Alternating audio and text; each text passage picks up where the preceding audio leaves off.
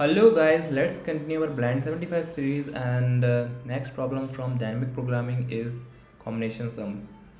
Let's start the discussion. Here the problem statement is saying that we will be given an array of distinct integer nums and a target integer target, and we have to tell the total number of possible combinations that add up to target, and they are assuring us that they have set test cases such that our answer will definitely fit in a 32-bit integer.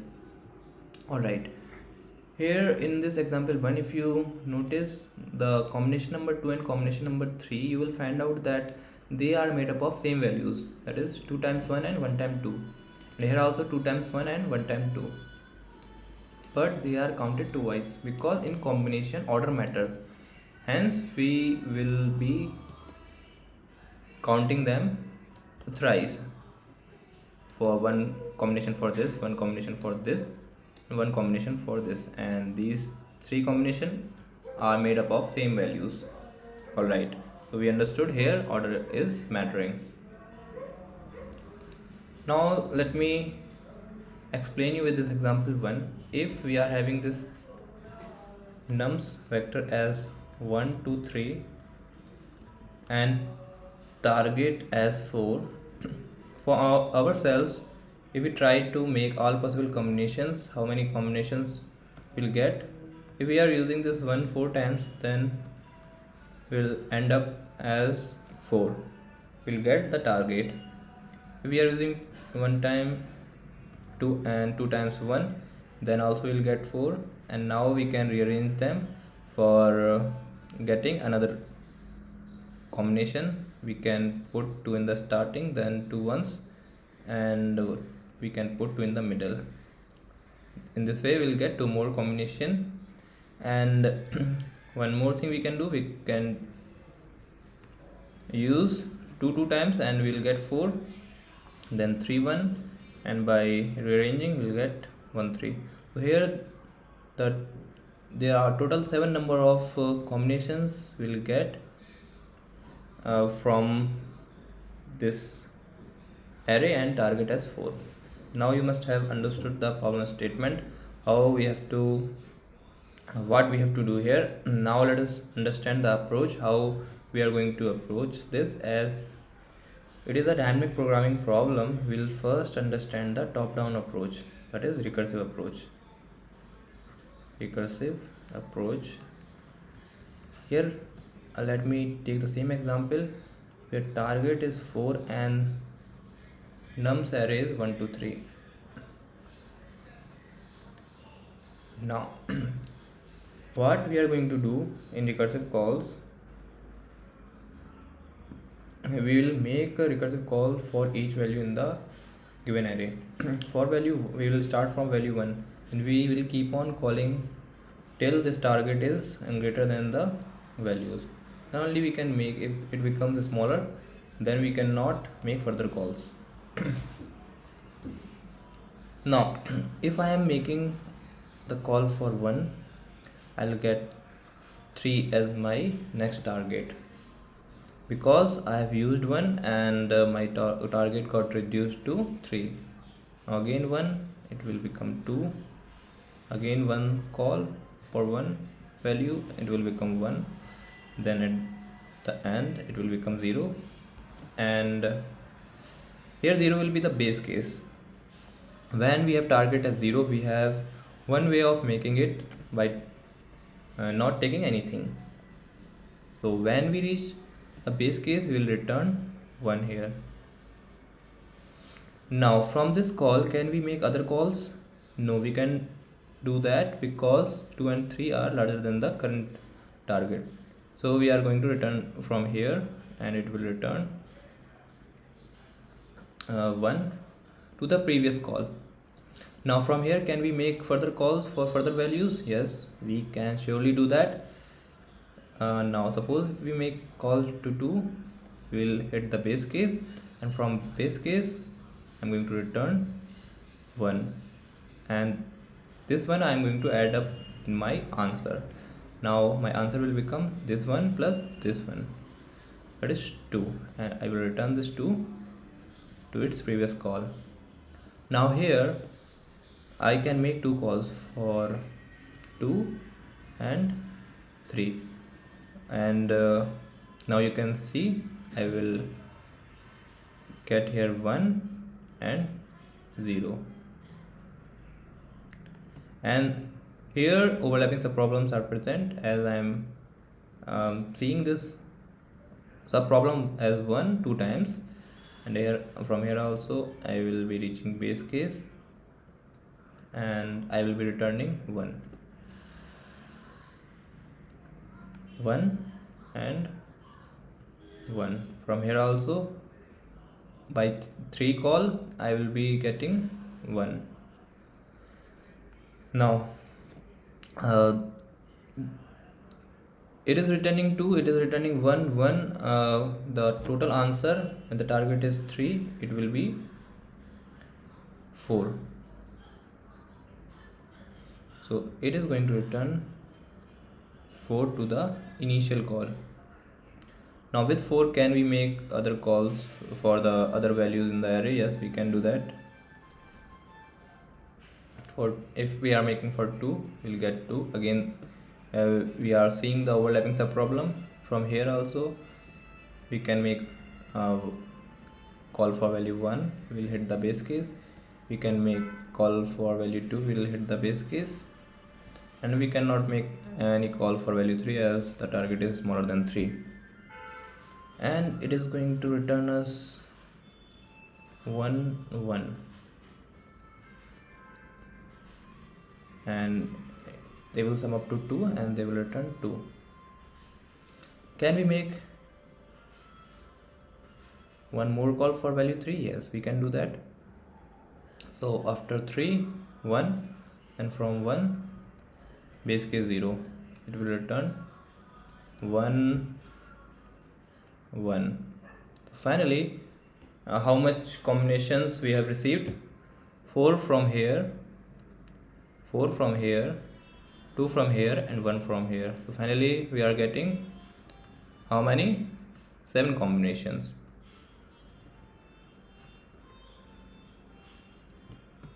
And it is this 4 plus 2 plus 1, 4 plus 3 7. In this way we are going to solve it with recursive approach. We are going to keep on changing the target by subtracting it from these values, and when we'll hit the base case we'll return 1 as I have shown here.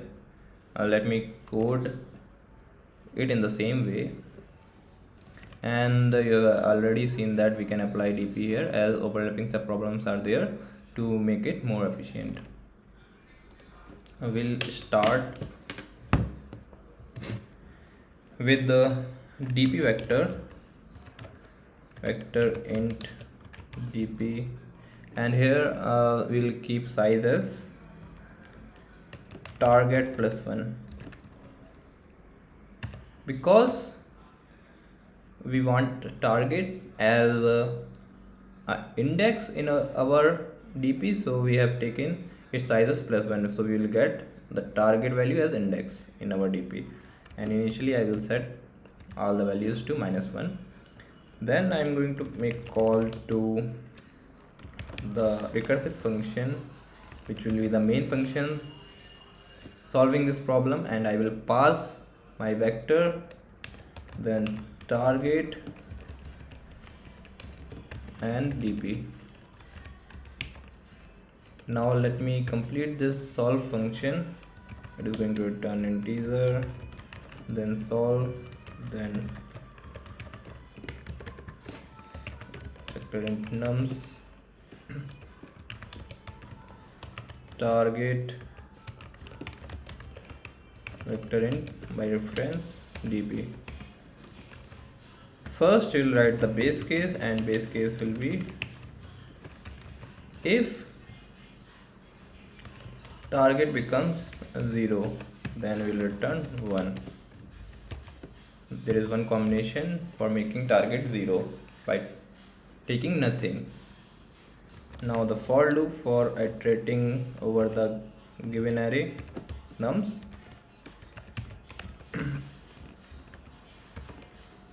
And let me check dp here before processing further. If dp of target is currently not holding -1, then we have previously seen it, and also we have computed the result for it and saved at the particular index target will return that. Otherwise, if we have not yet solved it, its value is still -1, then we'll process the result for it. And here I will be creating one variable answer for accumulating our all the combination here in this variable, and this answer will be is equals to solve while passing nums and target minus I and then dp. I will do it if current target is greater than or equals to this current value from this nums array, then only I can make the recursive call, as we have also seen in the tree diagram. In the end, I've returned this answer before after storing into our dp vector target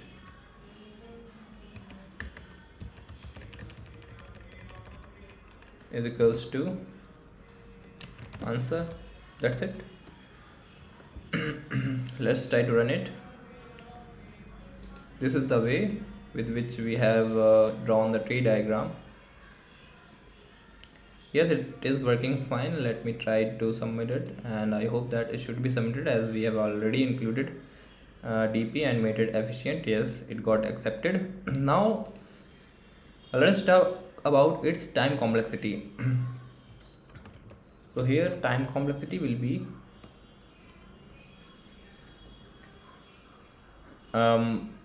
n into target, where n is the size of this given array. Why we got this time complexity? Because for each value of target we are making this n calls here in this for loop. For each value of target from 0 to target, we are making n calls. In the worst case, if we take it broadly, then its time complexity is going to be n into target. And what is the space complexity? It will be order of target, as we have made this vector dp of size target, and it will also be having the recursive calls. Number of calls in the recursive call stack will be also target times for each target value. So auxiliary space will be also order of target. So space complexity is also target here. Now let's see the other approach, tabulation approach.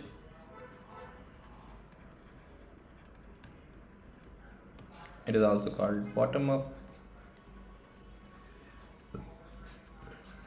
or iterative. Okay, let me reset this code and take the same example. If we have target as 4, we'll again make an dp array 0 1 2 3 4. Will not need this extra index, and we have nums arrays 1 2 3, and we know that we'll start from the fact that when the target is 0, we know that there is one possible combination. Then with the help of this answer, we'll fill the rest of the cells here at the end. Whatever is placed here at in the last index for target 4, that will be our answer. It will, each cell is representing here the number of combination if the target is the index. If the target is 2, it will be holding number of combination for that. Okay, how we'll compute? We'll compute like this. We'll run a for loop for from a 1 to target for filling these each cell, and inside this we'll be iterating through the given array. So when the I is 1, suppose the variable for this outer for loop is I is 1, then we'll check, means we are checking for this index. We'll check with the which values we can make this target. With 1 can we make? Yes. And the formula we are going to use, it can be made with the previous recursive formula that we have used. Here I have erased, I will write it down here. dp of I will be plus is equals to dp of I minus j, where j is representing the index of the current value from here this array. All right, so when the I is 1 and j is also 1, here the indexes of j will start from 0. When this is 1, I is 1 and j is 0, it means that dp1 will be plus is equals to dp of 1 minus this value at the index 0, it is 1, means 0. It is dp1 minus 1 dp0, so dp1 will be initially these all will be 0, so dp1 will become dp0 plus dp0 plus 1 means 1 here.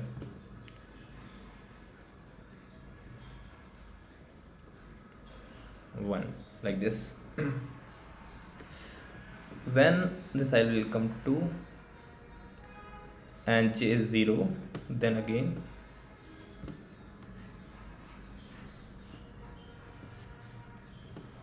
let me write down the formula here. dp I plus is equals to dp I minus j, where j is representing the current value from this array.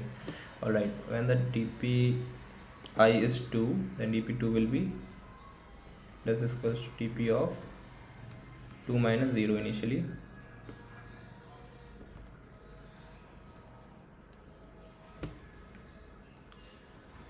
two from here, and sorry, it is not 0, it will be the value 1, 2 minus 1.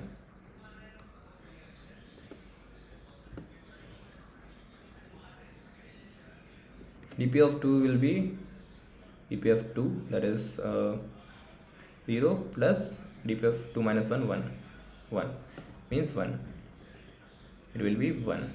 All right, and j will become 0 1 now, so dp of 1 will be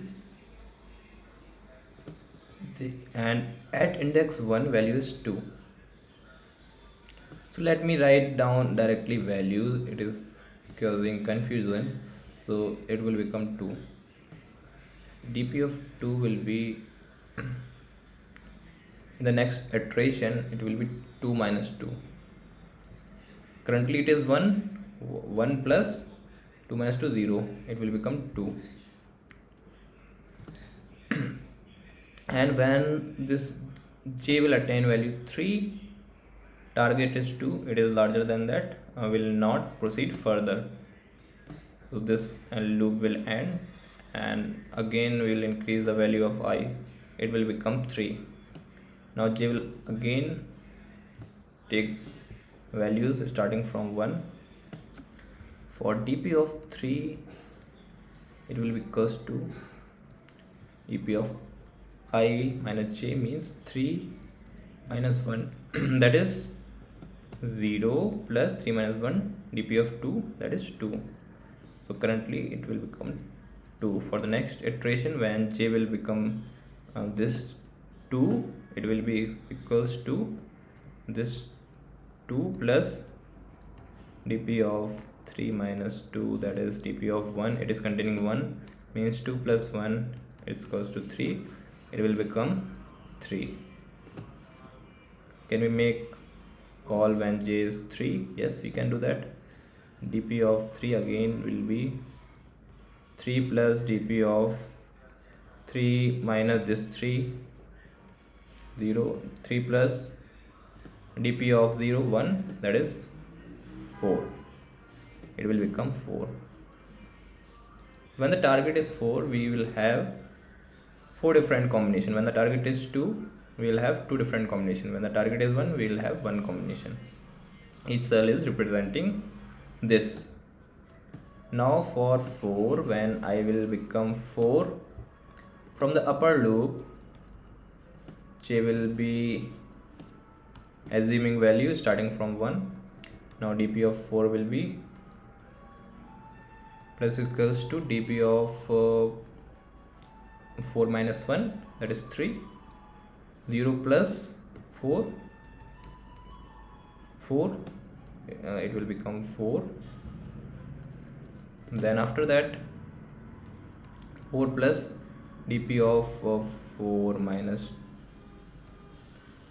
2 means 2. dp of 2 is 2. 4 plus 2, 6. It will become 6. Then dp of 4 minus 3 will be added. I will get here dp of 1. dp of 1 is 1. So this 6 plus 1 from here. 6 is the current value of dp of 4, and we will get from dp of 4 minus 3 when I is 1, and this j will become 3 after becoming 2. So 6 plus 1, it will become 7. At the end, we are going to return this 7 as our answer, and we also know that when target is 4 and we have nums array is this 1, 2, 3, we will get 7 as our answer. Now let's code it down as we have seen here. First we'll make this dp vector. It will be having size as target plus 1, and all the values initially will be 0, but it will start this dp0 with 1, because we know that for making target we can have one combination. Now I will run this for loop. It will start from 1, and here I will be filling for each target. I will be filling value for each target. I will be less than equals to target I plus plus.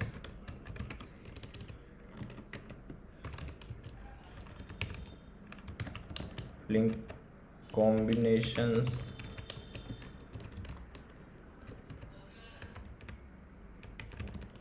for each target. Okay, then loop for iterating over that given vector nums. Auto I nums. we have taken above, so I will take j here,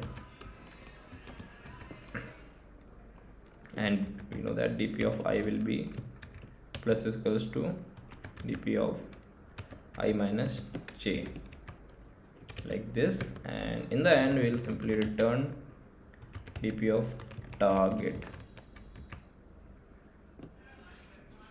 and this is it. Let's try to run it.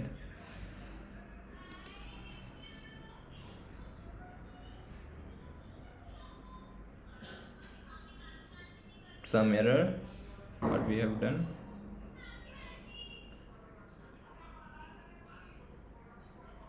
Okay,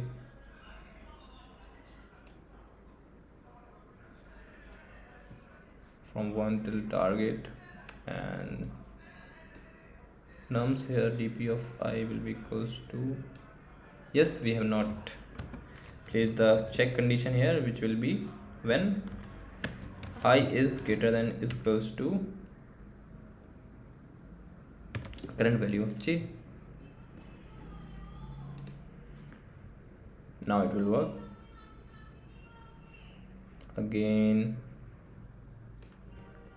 I is the current target and it should be greater than equals to current value of j. Then we can do this, and I minus j.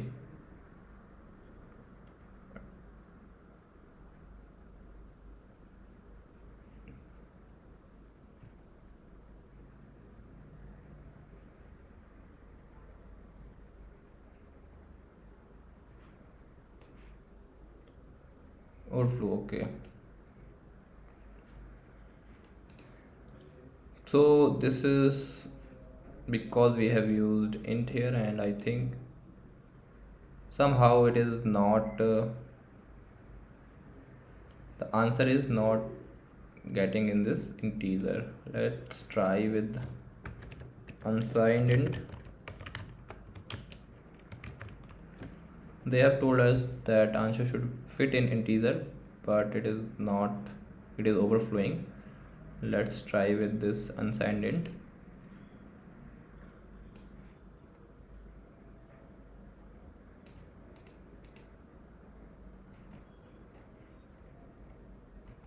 Yes, it is working fine. Now let's try to submit it.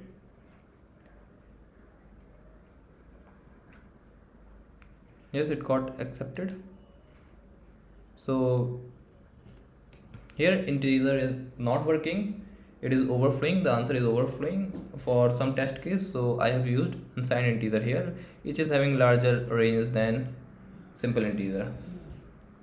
All right, now let's talk about its time and space complexity. See, it is running till target, so time complexity will be order of target into n. Here we are again and again running through the whole given array, so it will be the size of the given array. So time complexity will be order of target into n, and space complexity will be order of target, because we have used this vector of size target, so this will be our space complexity. All right, I hope you understood this problem and both the approaches. If you find this video useful and you got some understanding from it, you can consider subscribing my channel, and take care. We will meet in the next video. Thank you.